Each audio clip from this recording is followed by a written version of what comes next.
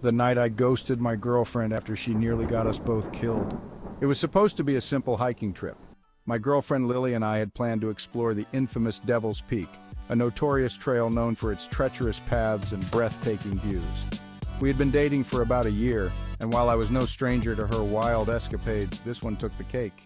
We set out early in the morning, equipped with the essentials, backpacks, water, snacks, and a questionable map Lily found online. The weather was perfect, and the first few hours were actually enjoyable.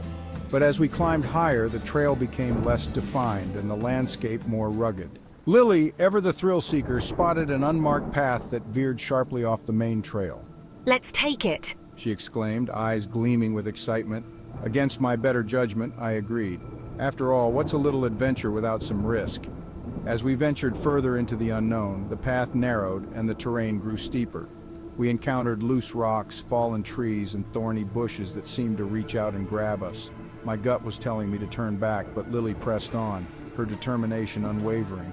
Then things took a turn for the insane. We reached a sheer cliff face, and Lily decided it was a perfect spot for a little free climbing.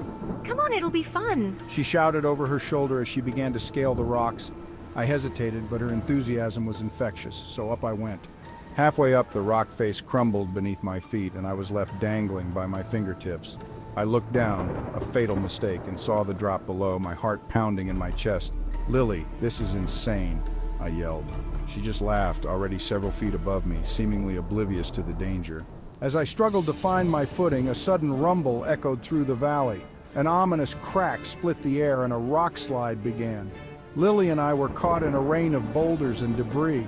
I managed to pull myself up onto a narrow ledge, but Lily was still climbing, narrowly dodging the falling rocks. With adrenaline coursing through my veins, I scrambled to reach her. "We have to get out of here," I shouted.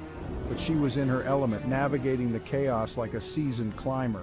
Finally, we made it to a small cave where we could take shelter. We were both scraped, bruised, and out of breath. Sitting in that dark cave, I realized just how reckless and dangerous this hike had become. Lily's fearless nature, which I had once admired, now seemed like a liability. When the rock slide finally subsided, we cautiously made our way back down the cliff and onto the main trail. The hike back was silent. Lily was still buzzing from the adrenaline rush, but I was done.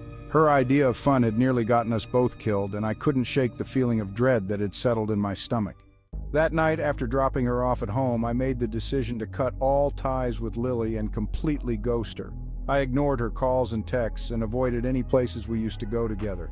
It was a brutal way to end things, but I needed to distance myself from her dangerous adventures. In hindsight, that hike was a wild ride and a stark reminder that sometimes thrill-seeking can go too far.